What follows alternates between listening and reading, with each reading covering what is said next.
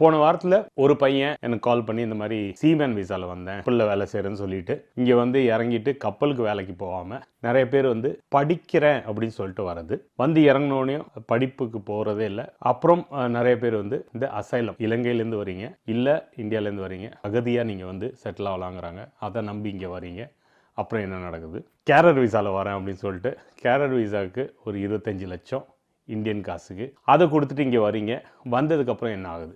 So நீங்கள் என்னென்னா அந்த வீசா வச்சு ரொம்ப நாள் இங்கே இருக்க முடியாது. ஸோ அந்த 25 லட்சம் அப்படியே காலி. செலவுக்கு என்ன பண்ணுவீங்க? எங்கே சாப்பிடுவீங்க? எப்படி லைஃப்பை லீட் பண்ணுவீங்க? இங்கே வந்து இறங்கினோடனே பெட்ரோல் பங்க்கில் வேலை பார்க்கலாம், இங்கே காசு பார்க்கலாம், அங்கே காசு பார்க்கலாம், அப்புறமா வந்து சூப்பராக செட்டில் ஆகிடலாம். அது முடியவே முடியாது. இல்லீகலாக வரவங்களுக்கு எப்போ நம்மளை போலீஸ் பிடிக்க போகிறாங்க, எப்போ நம்ம மாட்ட போகிறோம், இந்த திகிலே லைஃப் ஓட்டிட்டு. இப்போது நீங்கள் நேர்மையாக வந்தாலே இங்கே இப்போ இருக்கிற சூழ்நிலையில் சம்பாதிக்கிறது ரொம்ப கஷ்டப்படுறீங்க. நிறைய பேருக்கு வந்து இன்னும் வேலையே கிடைக்க மாட்டேது.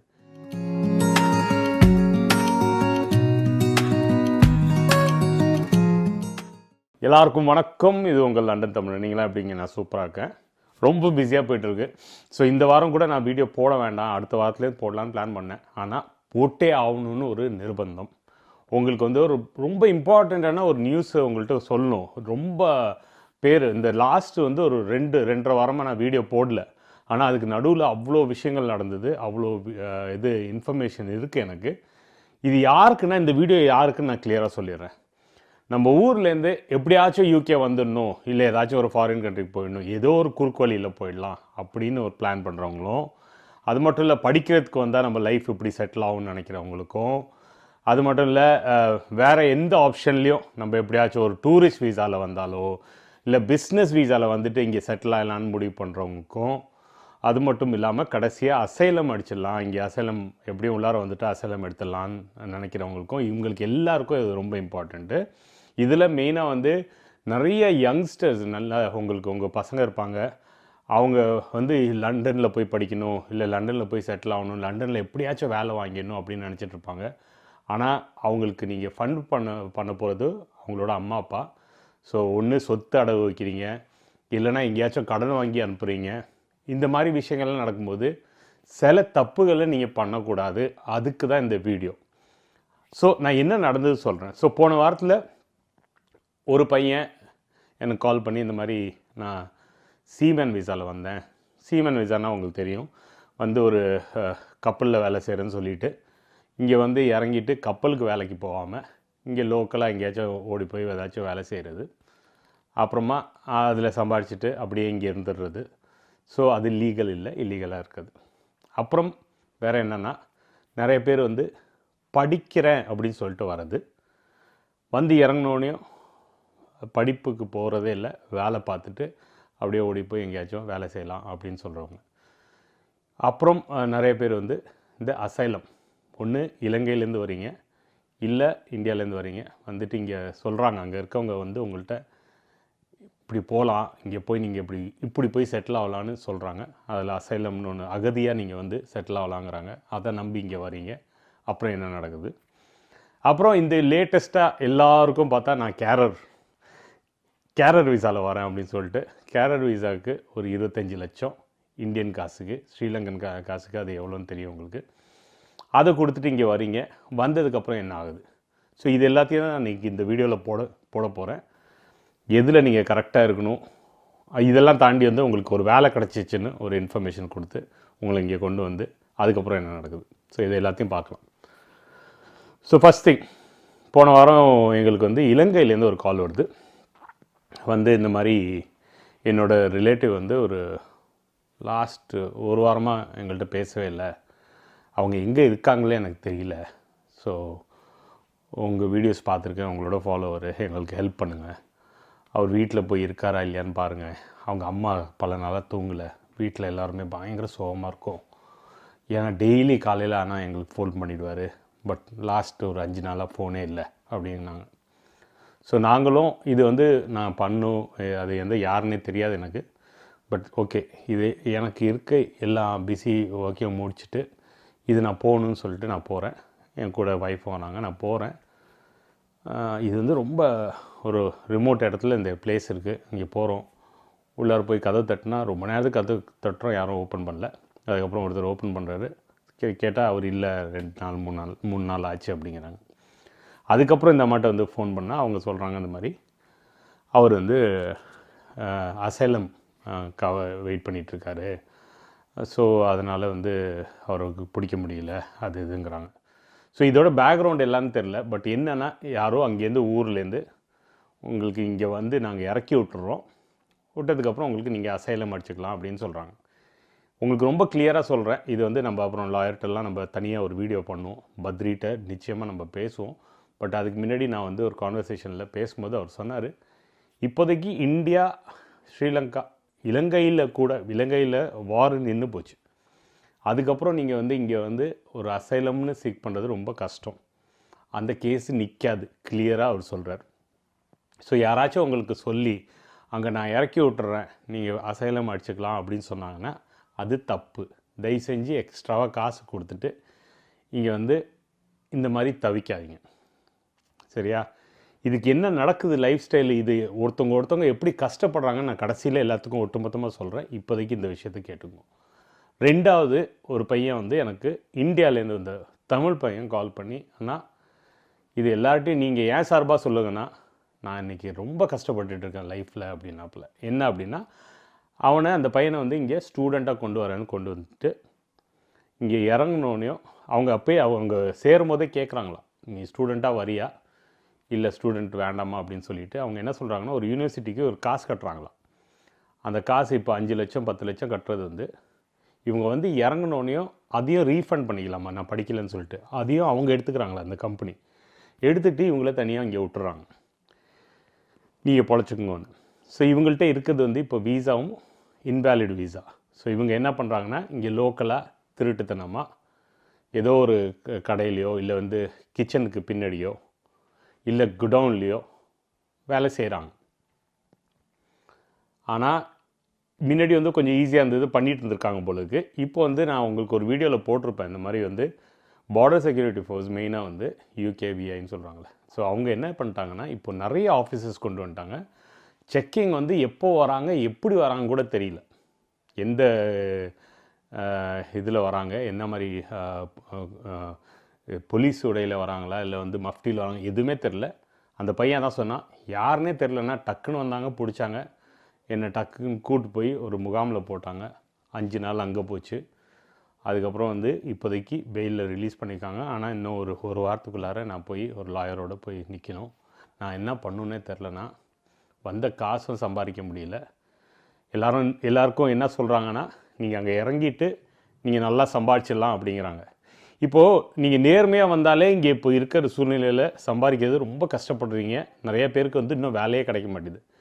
அது இல்லாமல் குறுக்கு வழியில் வந்தால் என்னென்னா, ஒன்று நீங்கள் தைரியமாக ஒரு இடத்துல வேலைக்கு போக முடியாது, இன்னொன்று மினிமம் வேஜஸ்னு ஒரு அமௌண்ட்டு சொல்கிறாங்கன்னா அதுவும் வாங்க முடியாது, உங்களுக்கு அதுக்கு கம்மி தான் கொடுப்பாங்க.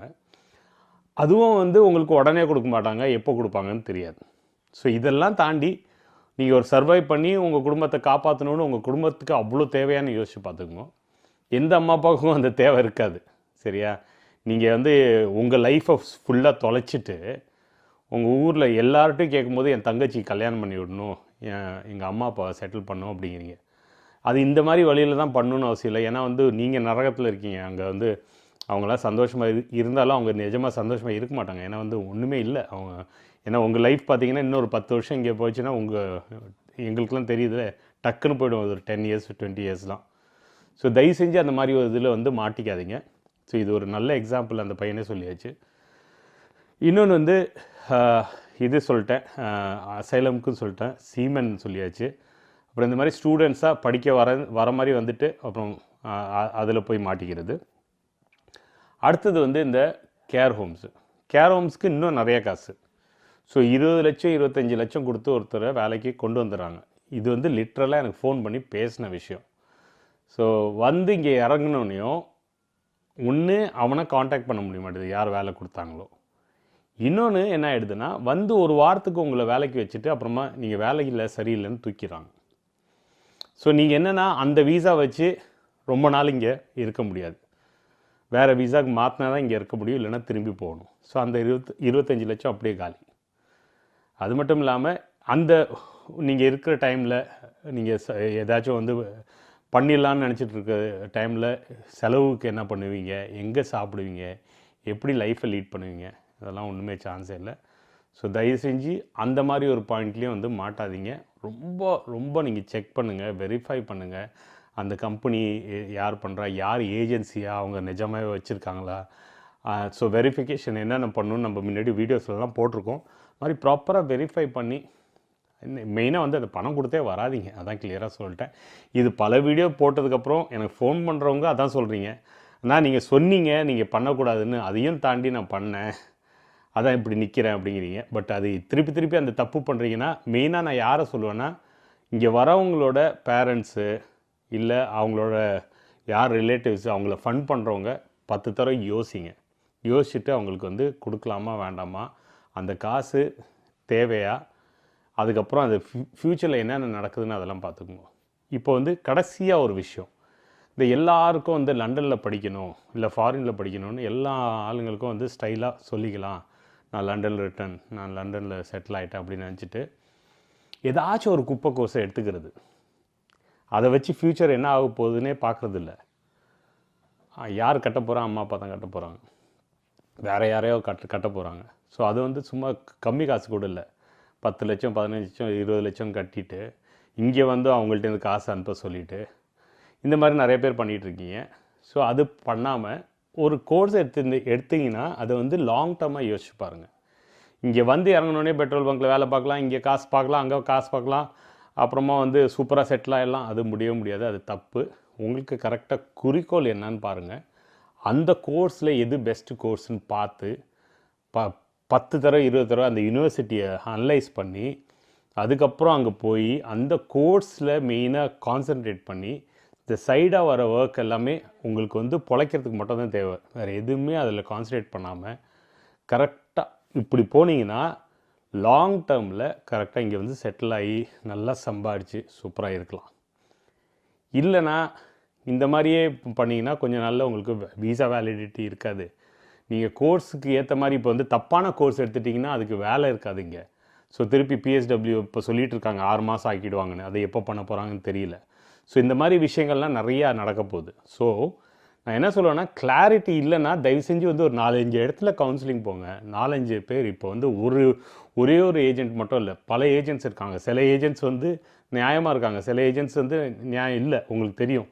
ஸோ ஒரு 5-6 பேர்கிட்ட நீங்கள் அனலைஸ் பண்ணி இப்போதைக்கு பார்த்தீங்கன்னா லேட்டஸ்ட்டாக ஆன்லைனில் எங்கே போனாலும் உங்களுக்கு அவ்வளோ டீட்டெயில்ஸ் இருக்குது. ஸோ அந்த டீட்டெயில் எல்லாத்தையும் போய் ஒரு யூனிவர்சிட்டி பற்றி பேசுகிறாங்களா, எத்தனை பேர் வந்து பிளேஸ்மெண்ட் ஆகிருக்காங்க, எப்படி வந்து அதில் ஒர்க் பண்ணும், யூகேயில் எது வந்து ரொம்ப இம்பார்ட்டண்ட்டான கோர்சஸ்ஸு, எதுக்கு வந்து ஜாப் ஆப்பர்ச்சுனிட்டி நிறையா இருக்குது. அதே மாதிரி யூகேயில் கிடைக்கலன்னா ஃபால் பேக் என்ன, நான் இந்தியா போனனாலோ இல்லை வெளிநாடு போனாலோ வேறு யாராச்சும் யூஎஸ்ஓ இல்லை ஆஸ்திரேலியா போகிறதுக்கு எது பெட்டர் ஆப்ஷனு, எந்த கோர்ஸ் பண்ணால் எனக்கு லாங் டேர்மில் நல்லாயிருக்கும். உங்களுக்கு இல்லைனா நிறைய பேருக்கு அது தெரிய மாட்டேது. என்னென்னா அம்மா அப்பா காசு கொடுக்குறாங்க, இல்லை வேறு இங்கேருந்து அட்ஜஸ்ட் பண்ணிட்டு வந்துடுறீங்க, நீட்டாக வந்து வரும்போது அந்த உழைப்பு வந்து அவங்களோட இது எல்லாமே அவங்க வந்து இப்போது பார்த்திங்கன்னா நிறைய மிடில் கிளாஸ்லலாம் 10 lakhs 20 lakhsங்கிறது ஒரு பெரிய விஷயம். அவங்களோட ஃபுல் டைம் இதுவே சேவிங்காக வச்சுருப்பாங்க. அதை எடுத்துகிட்டு வந்து அப்படியே அம்போன்னு விட்டுட்டு அப்புறமா போகிறதுல யூஸே இல்லை. லைஃப் லாங் நீங்கள் ரிக்ரெட் பண்ணுற மாதிரி ஒரு விஷயத்த பண்ணாதீங்க. ஓகேவா? இதெல்லாம் தாண்டி சில பேர் என்னென்னா, இங்கே ஒரு டூரிஸ்ட் விசாவில் வரேன்னா இங்கே வந்துட்டு நான் வேலை பார்த்துட்டு நல்லா சம்பாதிச்சுட்டு இங்கே செட்டில் ஆகிடுறேன் அப்படிங்கிறீங்க. இல்லை இப்போ ரீசெண்டாக நிறைய பேர் வந்து இந்த பிஸ்னஸ் வீசாவில் வந்து 6 மாதம் பிஸ்னஸ் வீசா வாங்கிட்டு வந்து இப்போ வேலை பார்த்துட்ருக்காங்க எனக்கு தெரிஞ்சு. அதுலேயும் வந்து உங்களுக்கு ரெண்டுமே இல்லீகல். ஸோ பண்ணக்கூடாது. ஸோ அதை வந்து யாராச்சும் சொல்லி ஓகே நீங்கள் எனக்கு ஒரு 6 லட்சம் கொடுங்க இல்லை 10 லட்சம் கொடுங்க, அங்கே போய் இறக்கி விட்டுறோம், நீங்கள் டூரிஸ்ட் மாதிரி போங்க, அதுக்கப்புறம் நீங்கள் வேலை பார்த்து சம்பாதிச்சுட்டு வந்துடலாம் அப்படின்னு சொன்னாங்கன்னா அதில் இப்போதைக்கு எப்பயும் ரிஸ்க் அதிகமாக இருக்குது. இப்போ ரொம்ப ரிஸ்க் அதிகம், ஏன்னா அவ்வளோ ஆஃபீஸர்ஸ் இருக்காங்க. ஸோ தேவையில்லாமல் அந்த மாதிரி பண்ணி மாட்டிக்காதீங்க. ஓகே, கடைசியாக ஒரு விஷயம் நான் திருப்பி சொல்லணும். இந்த இலங்கையிலேருந்து இந்தியாவிலேருந்து மெயினாக இங்கே வந்துட்டு அகதியாக போகிறேன், அசைலம் அடிக்கலாம் அப்படின்னிங்கன்னா அது நடக்கவே நடக்காது. இந்தியாவில் சான்ஸே இல்லை. ஸோ நிறைய பேர் வந்து அதை ட்ரை பண்ணுறீங்க. இந்தியாவில் வந்து எனக்கு சேஃப்டி இல்லை, கவர்மெண்ட் சரியில்லை, இந்த மாதிரி ஏதாச்சும் கதையை கொடுத்து இங்கே இருக்கலாம்னு நினைக்கிறீங்க. அப்போ என்ன ஆகிடுதுன்னா, இந்த விஷயத்தை வந்து யூகே கவர்மெண்ட் வந்து இந்தியா கவர்மெண்ட்டுக்கு சொல்லிவிடுமா. சொல்லிவிட்டு உங்களோட பாஸ்போர்ட்டு அங்கேயும் பிளாக் மார்க் ஆகிடுமா. ஸோ சப்போஸ் இந்த கண்ட்ரிலேருந்து உங்களை அமுச்சு விட்டால் கூட உங்களுக்கு அங்கே போய் திருப்பி லைஃப்பை ஸ்டார்ட் பண்ணுறது ரொம்ப கஷ்டமாக போயிடும். ஸோ மெயினாக இது வந்து இலங்கையில் இல்லை, இந்தியாவிலேருந்து இருக்கீங்கன்னா இந்த பாயிண்ட்டையும் மைண்டில் வச்சுக்கணும். Okay, fine. ஸோ ஜாக்கிரதையாக இருங்க. கடைசியாக ஒரு பாயிண்ட் வரேன்.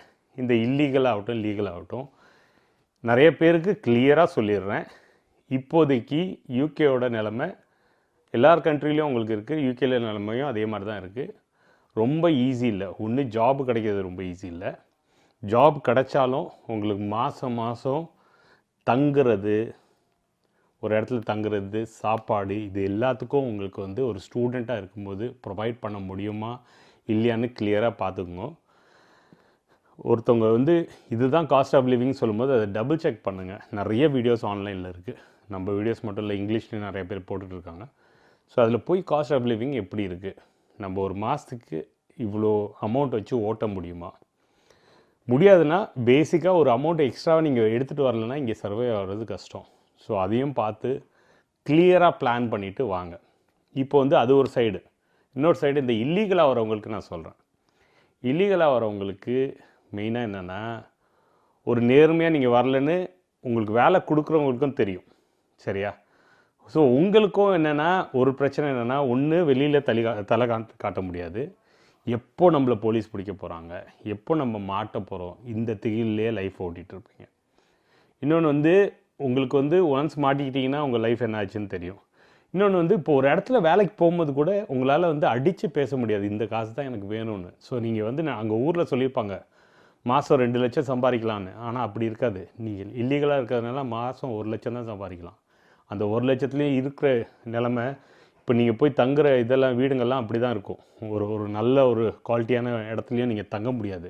ஏன்னா அதுக்கு எல்லாத்துக்கும் வந்து ரெஜிஸ்டர் பண்ணணும், உங்கள் பேர் இருக்கணும். நீங்கள் எதுலேயும் உங்கள் தலையை காமிக்க முடியாது, ஒரு ரெண்டலில் காமிக்க முடியாது, எதுலேயும் காமிக்க முடியாது.